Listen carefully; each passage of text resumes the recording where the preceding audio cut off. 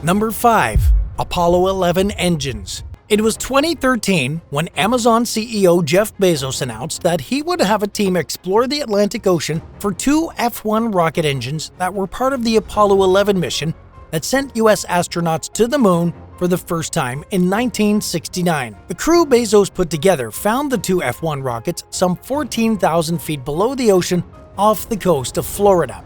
According to CNN, the Saturn V rocket that transported Neil Armstrong, Buzz Aldrin, and Michael Collins during the Apollo 11 mission to the moon was propelled by F-1 engines. Approximately 38 miles above the Earth, the initial stage of the spacecraft, including the engines, detached, and these components were deemed irretrievably lost.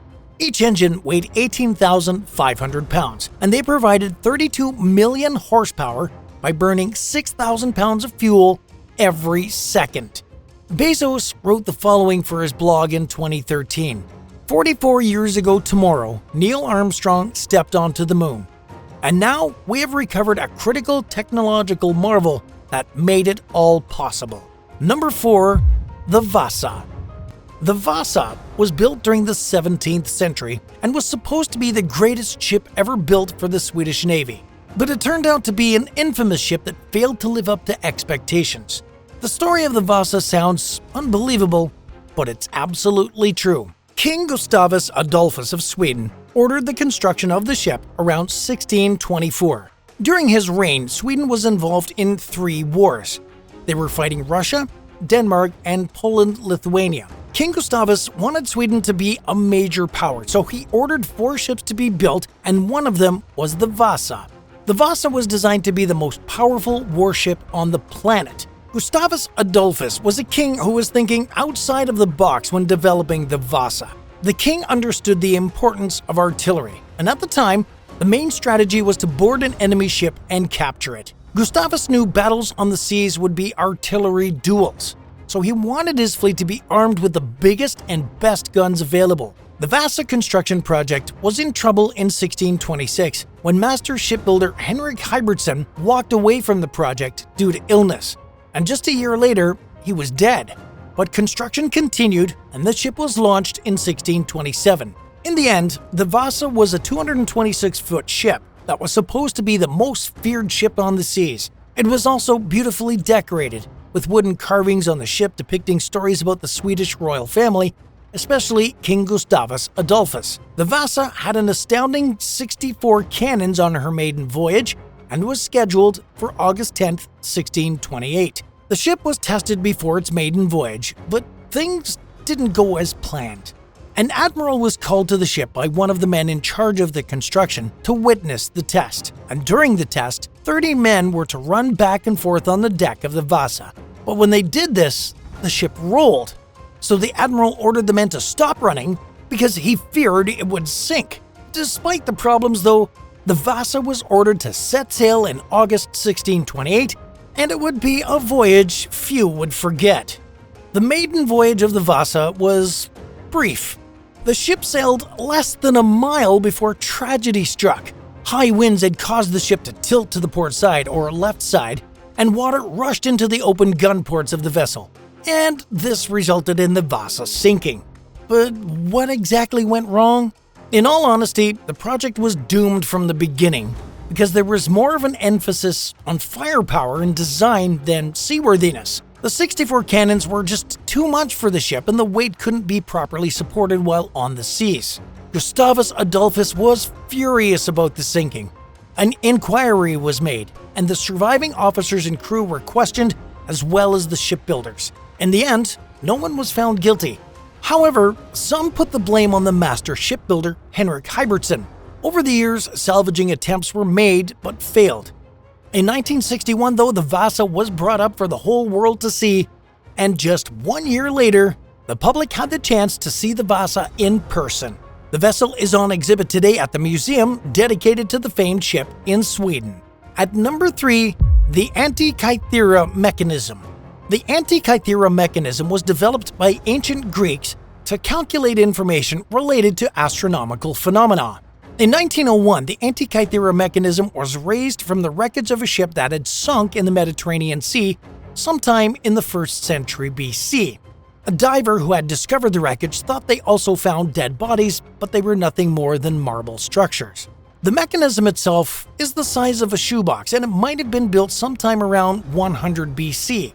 Also, what was salvaged eventually broke apart while being inspected by museum officials in Athens, Greece, and the mechanism eventually fragmented into 82 pieces. What makes this discovery incredibly fascinating is the estimated 30 gears in the mechanism. Those gears are responsible for making the Antikythera mechanism one of the most complex instruments in the ancient world. This amazing device allowed the ancient Greeks to regulate calendars and had even provided them with information regarding lunar or solar eclipses. The Antikythera mechanism has been X-rayed and has been scanned by computerized tomography or CTs, which has allowed researchers to know more about the device. These tests has even allowed some to develop their own models of the mysterious Antikythera mechanism. Number 2. Air France Flight 447. Air France Flight 447 was scheduled to fly from Rio de Janeiro, Brazil to Paris, France on May 31, 2009. It was supposed to be a normal 11-hour flight. The plane was an Airbus A330-200, and there were over 200 people on board. 3 hours into the flight, the crew made a standard radio call to the Brazilian air traffic control. The pilot did little more than provide their position, and that was their last communication with Brazil. Around 1:35 a.m., air traffic control in Brazil radioed that they would hand over air traffic control to Senegal in Africa. Flight 447 didn't respond though, which wasn't all that suspicious at first. It was 2:05 a.m. when the plane went through a storm and things took a turn for the worse. The captain of the plane was on a sleep break and 2 co-pilots were flying the plane. The speed indicator stopped working along with the autopilot, so the co-pilots had to fly the plane manually. A less experienced co-pilot was flying the Air France plane when it stalled. Warnings for the plane stalling out rang over 4 minutes. The co-pilots didn't seem concerned about the warning sounds, but their actions in the plane were incredibly odd. The plane was climbing but stalling, which shouldn't have happened in that situation. Having the nose up during a stall meant that the plane was losing altitude. It seemed like the co-pilots weren't communicating with each other, putting their lives and the lives of those passengers in peril. By 2:10 a.m., the plane lost significant altitude and the captain returned to the cockpit from break. That's when he realized that the situation was incredibly bad and that his co-pilots were 10,000 feet above the ocean and were preparing to crash land the aircraft. The captain tried to save the plane, but Air France Flight 447 crashed into the Atlantic Ocean. There were 228 people on board at the time, and there were no survivors. Meanwhile, in France, air traffic control was surprised to learn that Air France Flight 447 was nowhere to be found. French officials declared a state of emergency, and it would take 5 days for searchers to find any signs of Flight 447 in the Atlantic.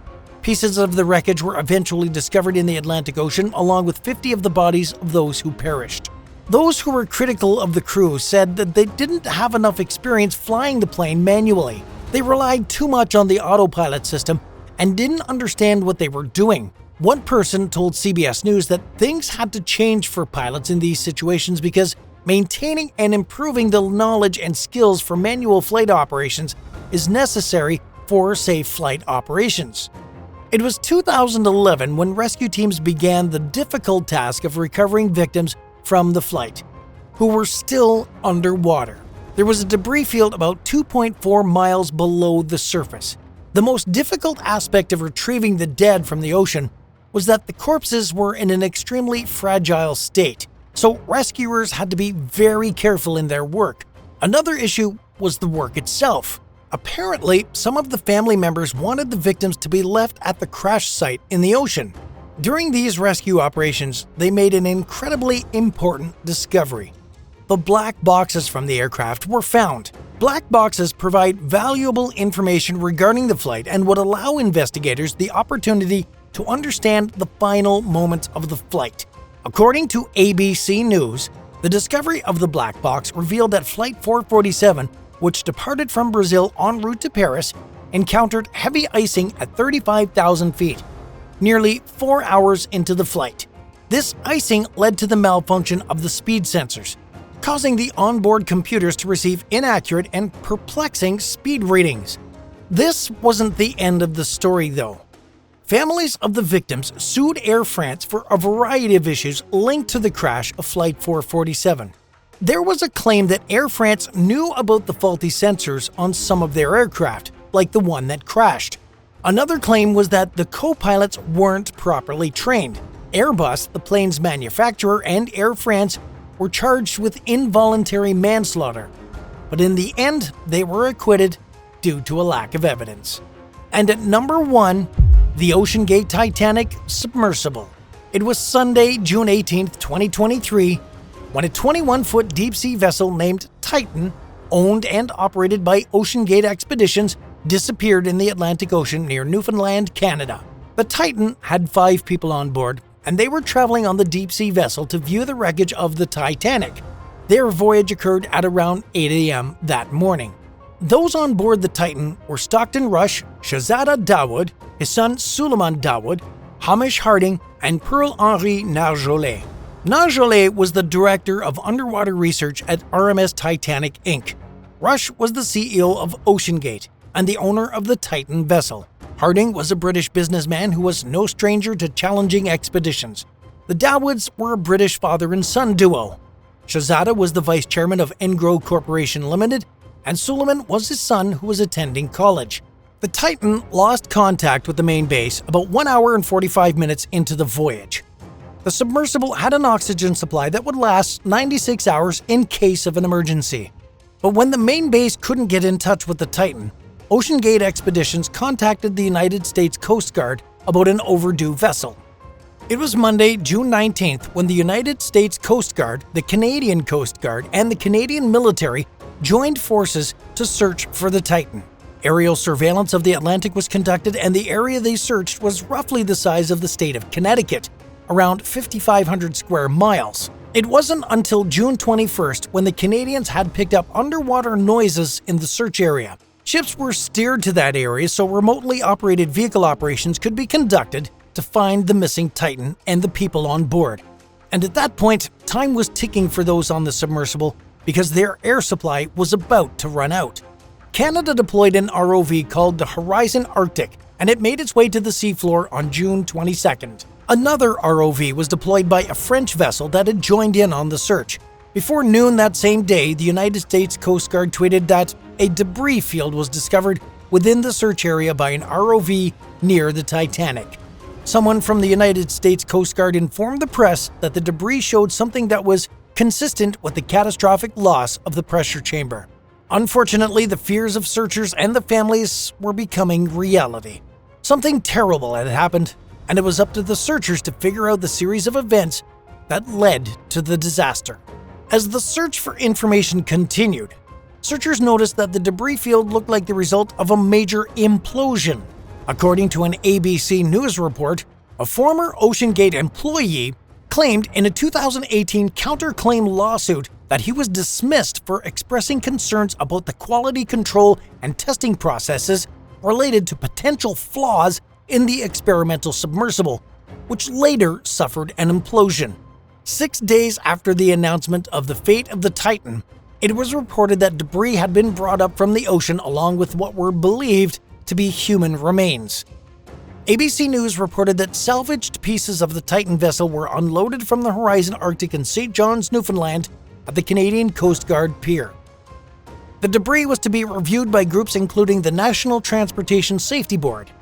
At the time, someone who'd worked for the NTSB told the press that the investigation would take some time because it was uncharted territory for them to review the wreckage of something like the Titan.